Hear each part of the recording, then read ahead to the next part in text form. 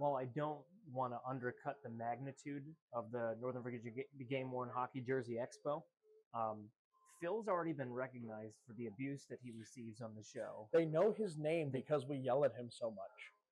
But sympathetic character. What I like is that we weren't as recognizable as Phil, and that's okay. And honestly, it's for the best. It's for the best. So thank you for your whatever you do, Phil. Everybody's appreciative. Someday we'll figure it out. That's not very nice, Phil. Inside is the largest game-worn jersey expo in the country, the continent, I dare say. No. And so let's go through and talk to, and we're going to see how we can keep it different from other years. We'll look at the cool things. We'll talk to some cool people, and let's see how it goes.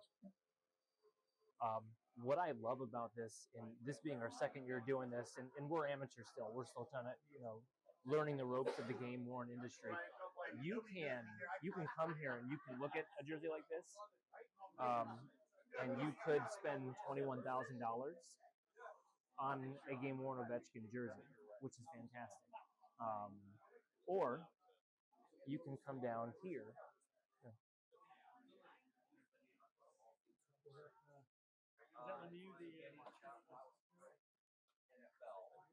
And you can pick one out of a bin for $50. So the range here is $21,500 or a $50 grab all bin. But as we're kind of talking with people and showing people things, you get the sense that if you put in to a jersey right now, what do we say? Fanatics running $279 for about $279. You could come here and get something similar. If you are of a 54 or 56 size, you can get something similar here for half the cost, and it's game worn. And that's where that's been my big takeaway so far, is that you can have a cool collection and not break the bank. And I'm enamored by, so the people from Classics Auctions are here, which if you haven't seen them online, in order to get, if nothing else, reference photos. I've used them all the time. They're not here to sell. They're here to sell your stuff. Like I leaf through a catalog. No, this is convincing these people that they should commission their stuff and have it sold through their website, which tells you a little of how much money is in this room right now. So while you're right, yeah, absolutely. There's you can find bargains. You can do compared to what Authentics cost, and now the proper Authentics that the on ice Authentics you can buy from Fanatics. But like there's a wide range of how expensive and then some. I'm probably gonna walk out of here with one of these. Yeah. So amazing, absolutely amazing. You know what else is amazing, Phil? If you could sneak in there, Arnold Schwarzenegger's shirt from the movie Twins is here. Technically, you could call that game worn, but it goes to show you. And there's not a lot of movie memorabilia here this show, but the last show you have hockey memorabilia from hockey movies and hockey memorabilia from non-hockey movies, and then Arnold Schwarzenegger shirt from Twins and an authentic Jordan jersey. Yeah. Wow. Yeah, so it's you run the gamut of what you can get here, and sometimes there's little surprises in there like that. Really cool stuff. So we've trashed this jersey enough. This is the real thing, the gamer with ad, which milk. That actually feels better than I thought it would. I thought it'd be a real sticky print, but it's not. It's actually quite smooth. The printed logo is trash. On the back, but the secret, worst kept secret in hockey, which again, that I can just do this with a game worn jersey and no one's going to stop me. There's the original there. That's all stitched, which you don't get on the retail ones. Wasn't the retail one that like filmed? No, I don't know if Adidas one was better. I've seen one ever because I just haven't seen a lot of them, and certainly I'm not paying enough for one. But that's the trick to this one, and well, now we've seen the real one, and it's just as terrible, honestly. So I wanted to start with just how thick these numbers are, and the back is just as thick, like that. There's some heft to that, and then you want to go the opposite direction down here for a Team USA. That it's a heat pressed decal, and then of course these, which are one of the selling points for Nike. I won't even call it heat press. I don't know how they did that, but it doesn't really show up. And the numbers are the same garbage. At least the outside's stitched. 62 as well. Like, yeah, it's a big size to not be goalie cut either. Or is it? Oh, I didn't know that was there. Inside the front collar. So last thing you see as you put it on, I suppose. That's nice. There's a proper collar effect.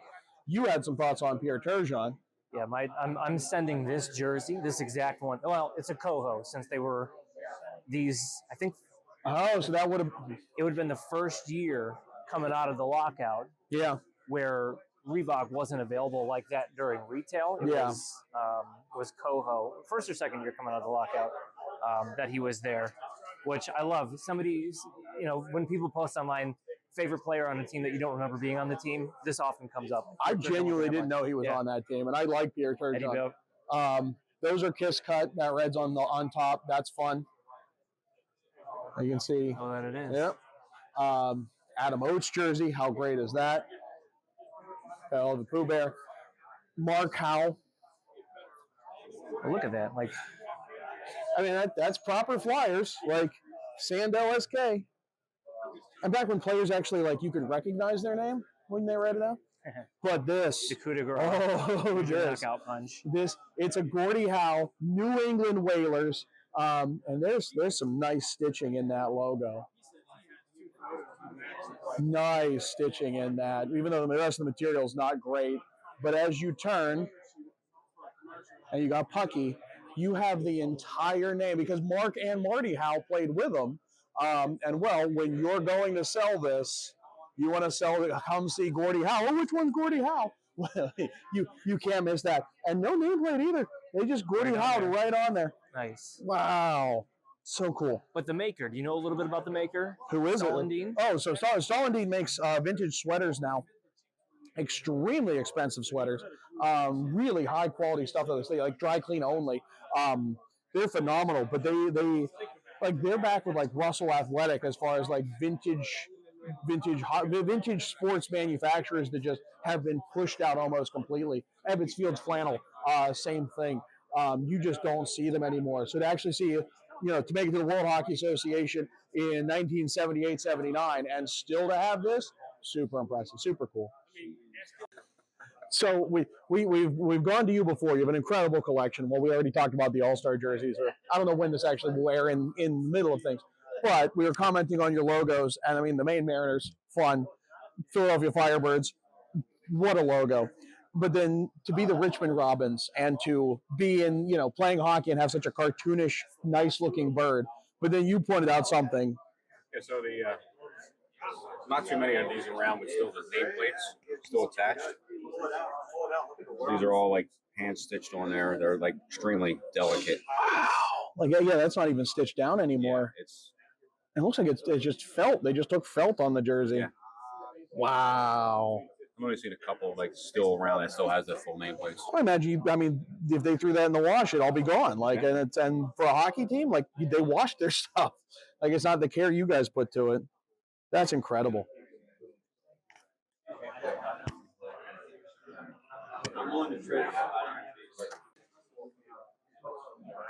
Yeah. I mean, when you're a minor league team, money's tight. They didn't even try. Wow. Let it go. Yeah. That's fine. Make it to the end of the season. Look how tiny that number is, too. Always a cool collection. And you bring something different every time, I've noticed. I try to. Yeah. I just moved. So it's like I had to like throw together something. So there is a Stanley Cup Finals Penguin jersey from every year they've been in here, and the modern ones are here. 2008 with 250 patch. I mean, to actually again have these, and that's Kiss Cut. 2009 when they actually sealed the deal, and then 16 and 17. It's a Phil Kessel. He's a Stanley Cup champion. We know this from here. Just so cool to be able to see this, and that's felt. Is that felt? That is a really felty feel. I've never bothered before. Wow. That Not NHL is plastic? also printed. No, feel it.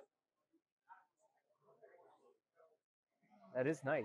And this is exactly the level of how ridiculous that we can get when we're here, because like the fun of okay, here's a patch and here's a patch, and you can look at how was this built and how was this made, and we're nuts. That much is obvious.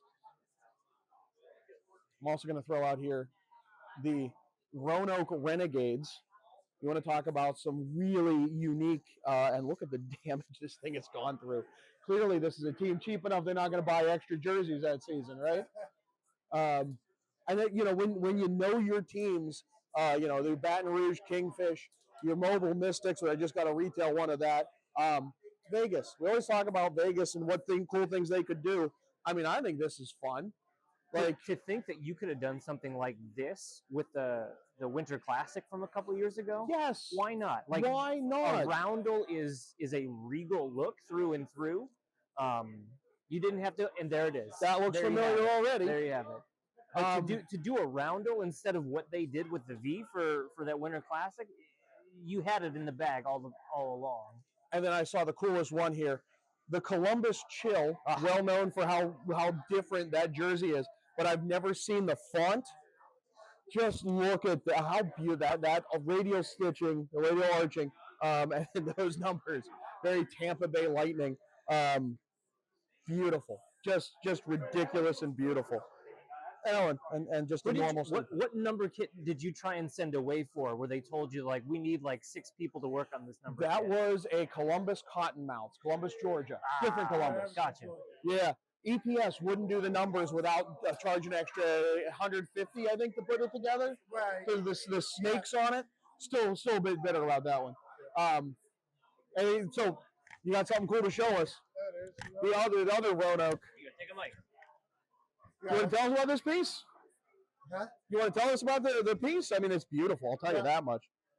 Yeah, Spitali, like I said, I met him actually he was down in the locker room one time. I got good friends. My friend Dana has it from Johnstown. Oh yeah, okay. Yeah, so I got that. I saw a Chiefs one in there, didn't I? Yeah, right here.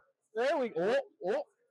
That's a good look for the Chiefs. Right? Oh, that's so good. That is well done. Yeah, Dana and him were talking one time, then I got him to sign the other shirt. But I have the other shirt at the house. And then, like I said, he got traded before I was able to get this signed. Okay. You see, back in the day, I've been collecting since 1992. Okay. I collect mainly all East Coast. Look, I got all the masks. Yeah, I've seen before, yeah. And what it is I was the main promoter for most of the East Coast Hockey League stuff from 90 to 92 to like about 2000. Awesome. The teams would call me and say, hey, we have shirts. Like I had the rights to all the Johnstown Chiefs stuff. Okay. So everything from Johnstown came to me. So from 92 all the way to like 2000. Then I ended up, when Dana moved up to the Detroit Vipers, I got 3 guns of Detroit Vipers games. Oh, wow. That's awesome. But, that's just what I do. And so that in your collection just sprawled out from there. Yeah, like I said, there's other shirts. Like PD. Oh, PD Pride.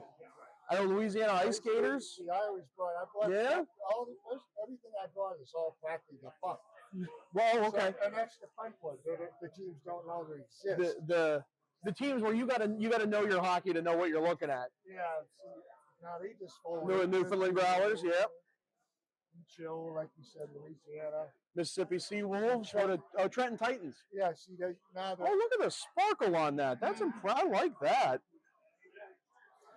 The exposure of leagues like this back in the 90s just wasn't as what it could be today. Like, without the internet, without anything like that, you had to live in these towns to know about them. Right. Yeah, and like I said, I follow Wheeling. My heart's with the Wheeling Nailers. Okay. So all the teams came either Wheeling or Johnstown, or even down to Huntington. Back in the day, I used to go down to Huntington, but I would follow all these teams, and then they would come, Columbus, Roanoke, and I knew all these guys back then because I met them at the rink when Wheeling, when they come, hey, do you have any merchandise? Do you have this? Do you have that? And that's how you became friends. That's how I ended up getting stuff. And back then it was a lot cheaper compared. No one knew. Yeah. Well, no one knew about it. And the logos. I mean, the They're NHL just logos. phenomenal. It's just some of the stuff they come up with. The blue, Huntington Blizzard. Oh, look at the shine in that fabric. Oh my goodness, Phil, can you get in there? Like that is like the fabric is shiny. The airnet is shiny. I think it's called Day Glow. I've heard about it. Yeah. See, I actually got shirts from Charlotte Checkers that are like, they call them highlight, and they're like the mesh on the shirt is like a plastic. Huh. And it's weird. It has the checkers on it, but it's like a plastic sheet. Huh. But next time you come here, hopefully you got to bring out some of those really weird ones. We'd love to take a look. Oh, like I said to me, I got 14 bags of. And I thought my 6 we're pushing it. But yeah, 14 bags of shirts. But this is just some. Like I said, I didn't even bring my wheeling stuff. Yeah. No. But like I said, Is it Chesapeake Bay Breakers? Yeah, this is. Yep, Chesapeake Icebreakers. Look at that. How many of you have seen that logo before? Is this back when we needed to break the ice in the Chesapeake? Now it just doesn't exist anymore? Yeah, right. That's a hot take. They only played in Chesapeake, Maryland for a year and a half. Okay. The reason why I picked up the shirt is because I got Mike Zambella stuff from Cleveland Lumberjacks. And he lives up in Toronto now. He sells insurance. I mean, that's what happens to most of these guys, right? Yeah. Go ahead, sorry. But like I said, it's just unique. Either they become sportscasters, or insurance salesmen, or car salesmen. Yeah. Well, hey, thank you for talking to us. So they're showing us this collection. This is phenomenal. And here's something. If you like shirts.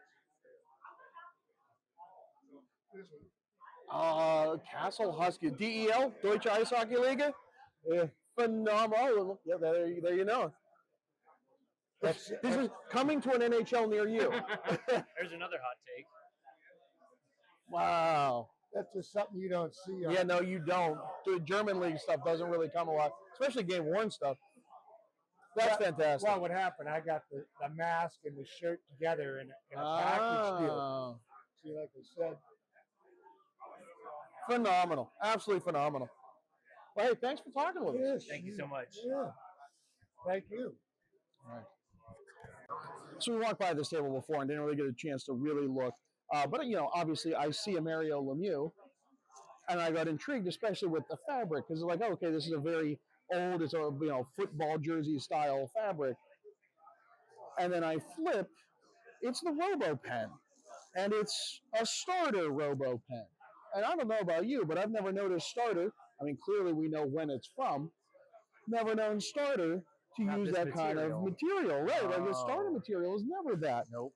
And so when I recrested my RoboPen Black, the crest is exactly this. It's exactly this type, which is not what we see at retail. But now I know it's a starter crest. But what a weird thing. That clearly it's real because it's game worn stuff. Like they photo match all of this, but you just don't know this in the retail world. You don't see any of this kind of thing, and I think that's just phenomenal. Wonder if they were getting rid of old stock of previous starter jerseys, but starter was mid-90s, 95, I think. And this design goes back to 92, 93. So it's not like it was just old and they put it on there, I wouldn't think. But you'd have to find, you know what? If you cut, I know where you can find an answer on if this was always the material. Because there's a 93 jersey here. Shall we go over? This is why, so again, this is where we get into the investigative nature of this. So this was worn 92, 93 for the 100th anniversary of the Stanley Cup. And this crest is very much the crest that we saw over there. But this is Doreen. This is your 90s stretchy Doreen material. Correct. Not that weird open air knit that we saw over there. So at some point before 1996, or maybe only 1996, Starter switched materials for the Penguins, for Mario only. I mean, when you have that level of superstar power, you could ask for something like that, and they'd do it. But what an incredible, Why? Why that kind of switch? Because it wasn't from the start. So it's a matter of what, 2 years? Yeah. But jersey mystery. There you go. Anyone have answers? Throw them in the comments. So I told you they had all the Stanley Cup ones. Here's 91 and 92. And I love the game use. I mean, the fact I could just do that. So, like the authentic thing and the crest is not nearly as big as they are today.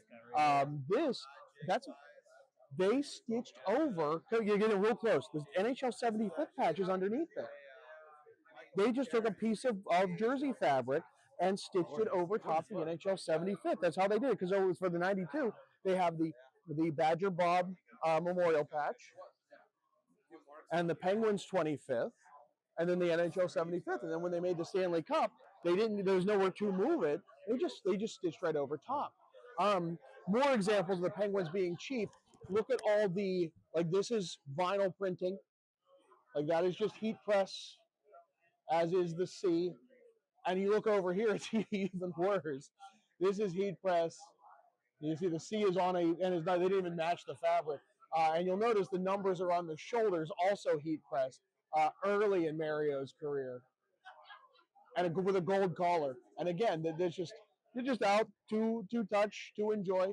A Mario Lemieux collection just sitting here, and that's all the Penguin Stanley Cups in one spot. How about that? All right, so I know the original story of this. This is the 1976 Canada Cup, Team USA. I have a white one. I have a knockoff of the whites. I've never seen a retail one. But this was worn by a minor league team that I don't know what team wore it. So I understand you have the story behind this jersey. Could you tell us about it? Yeah, this is U.S. National Team Development Program. Okay. 2016 or 2017, they wore a military night jersey. And basically these jerseys were worn that whole weekend as a throwback to the 1960 USA team. So that's the crest that was on the 1960 US team. Which, I mean, how fun is that? Yeah. But the star shoulders, I absolutely love. Like, that's beautiful. It's a throwback. They wore it across 2 games, so there's some wear on the sleeves, but yeah. That's phenomenal. And you have some other okay, so these are all U.S. development team, yeah? Yeah. I got an Alex Vlasic right here. Ah. Blackhawks player. Okay. Sleeves are shredded. Take a I look. love that use. Oh, look so at much that. damage. all these little patches thrown in to try and fix it. So that's both sides. Someone who knew how to muck and grind in the corners. Yeah. And what is this light blue one? Oh, I don't know. I don't know this one. This is Winnipeg Jets, their minor league team. Okay. Manitoba Moose. Oh. Their night jersey. That's cool. Yeah. It was worn right here, February 3rd, 2017. Polar Bear jersey night, 2017. Yeah. And then every one you pull off, there's one cooler. But I love doing these things. Yeah. St. John's Ice Caps. This is a Newfoundland regiment. So this was worn, I don't have the tag there, but it's roughly the weekend of American Thanksgiving in 2016, the final year they were there before they moved to Laval. And it's actually current NHLer, Michael McCarron. Hey! Plays for the Preds. What a beautiful sweater. Like that is, and look at that. That is so well done. Jimmy Ridge patch. Yeah. That's so cool. All right, thank you for taking us through these. No problem. Other than team repair, sliced here, this was for like 18 or 19 games. So we talked about our best and worst All-Star jerseys. We kept the modern era simply because we don't have a lot of these. But these are the real ones. And you want to talk about some of my favorite of, try and get through the crowd. Excuse us. I think this set is phenomenal. I don't know why I love it so much. I think a black version in the modern day would be even more fun. But I love the star crests, the star patches. Everyone loves these. It's a Paul Coffey game-worn Campbell conference. And if you look here at the back, the drop shadow on it is absolutely phenomenal. Look at that. And no nameplate either. They just stitched them on for the one use. But then with some of these best ofs, because I'm sure everyone put these in best ofs, there's also probably the worst NHL All-Star jersey down at the end. Also a Paul Coffey. When people are going, oh, do we have enough stars on an All-Star jersey? No, there's never enough stars. And it's easy to come back around. You can sneak your way through, Phil. I believe in you. More stars around an arch nameplate. Like, okay, how do we start? And then just, I actually didn't know these were down here. Just to make sure that you can spread out your view.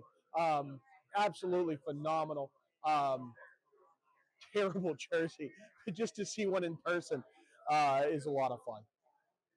So another really cool table, and I noticed this and how it's just felt and stitching, like that's very old school.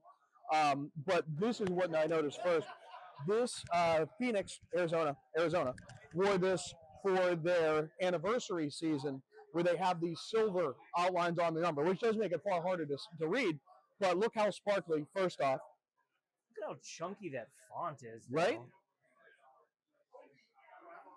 But, and why I was like in making a replica of it, you're not going to find, because they never had that. Well, first off, I love that patch. How about that patch? That's really well done.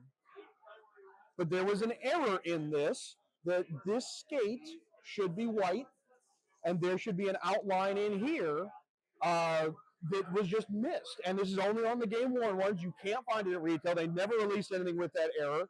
And so to see the real thing, and like, again, you can't remake this at retail correctly, but to see a game worn one, like, how cool is that? Absolutely beautiful. Good find.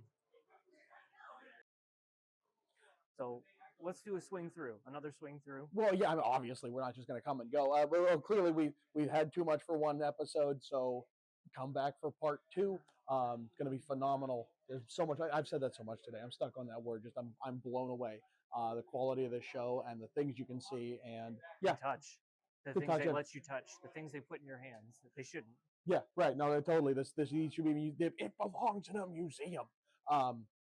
So yeah, come back. We'll be posting more. He's Shrems. I'm John. Phil, I'm not going to ask you to try and figure out how to take us out. So don't forget to hit like and subscribe. Come back. Stole your job. Ring the bell for notifications, and come back here for another episode of Ugly Thirds. There's a Fort Wayne Comets jersey over here. We're done with you. So I'm going to go over there and see that.